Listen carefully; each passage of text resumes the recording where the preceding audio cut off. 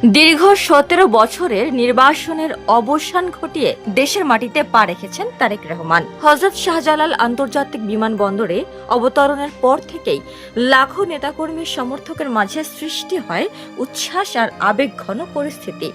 এই আবেগঘন দৃশ্যের পেছনে রয়েছে দীর্ঘ রাজনৈতিক প্রেক্ষাপট ও ব্যক্তিগত সংগ্রাম, যা শুধু তারেক রহমানের জীবনের গল্প নয়, বরং বাংলাদেশের রাজনীতির এক জননেতার নতুন অধ্যায়ের সূচনা। তার স্বদেশ প্রত্যাবর্তনের দিনে ফেসবুকে বিএনপির ভারপ্রাপ্ত চেয়ারম্যান তারেক রহমানকে স্বাগত জানিয়েছেন জামায়াত ইসলামীর আমির ডক্টর শফিকুর রহমান। বৃহস্পতিবার দুপুর ১:৩০টার দিকে জামায়াত আমির তার ভেরিফাইড ফেসবুক পেজে এক পোস্টে তারেক রহমানকে স্বাগত জানান। জামায়াত আমির লিখেছেন, জনাব তারেক রহমান সপরিবারে সুস্বাগতম। ফেসবুকে তাকে স্বাগত জানিয়েছেন সাবেক স্বরাষ্ট্র প্রতিমন্ত্রী তানজিম আহমেদ সোহেল তাজ। তিনি আজ দুপুরে ফেসবুকে একটি ফটোকার্ড জুড়ে দিয়ে লেখেন, আবার স্বাগতম। বাংলাদেশ আপনার কাছ থেকে ব্যতিক্রমী নেতৃত্ব প্রত্যাশা করে। এর আগে জাতীয় নাগরিক পার্টির অন্যতম নেতা সার্জিস আলমও তাকে স্বাগত জানিয়েছেন। তিনি তার স্ট্যাটাসে লিখেছেন, বিএনপির ভারপ্রাপ্ত চেয়ারম্যান জনাব তারেক রহমান প্রায় ১.৫ যুগ পর বাংলাদেশে ফিরছেন।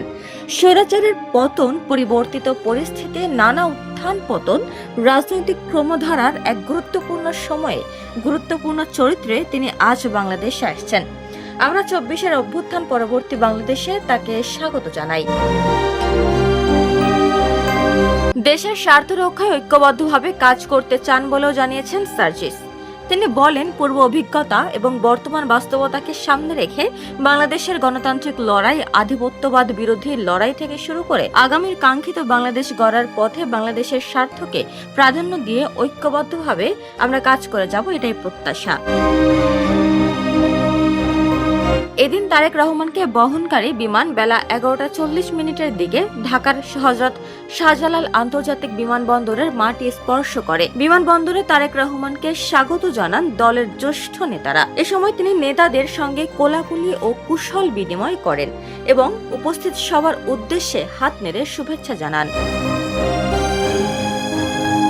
এদিকে তারেক রহমানের আগমন উপলক্ষে বিমানবন্দর থেকে ৩০০ ফিট পর্যন্ত সড়কের দুপাশে জড়ো হয়েছেন অগণিত নেতাকর্মী। তারেক রহমান ও বাসের সামনে ও পাশে দাঁড়িয়ে হাত নেড়ে দলের নেতাকর্মী ও সর্বসাধারণের উদ্দেশ্যে শুভেচ্ছা জানাচ্ছেন। এরপর এখান থেকে তিনি যাত্রা করেছেন ৩০০ ফিটের উদ্দেশ্যে। সেখান থেকে তার মা খালেদা জিয়াকে দেখতে এভার কেয়ার হাসপাতালে যাবেন তারেক রহমান। ডেস্ক রিপোর্ট, সোনালী নিউজ।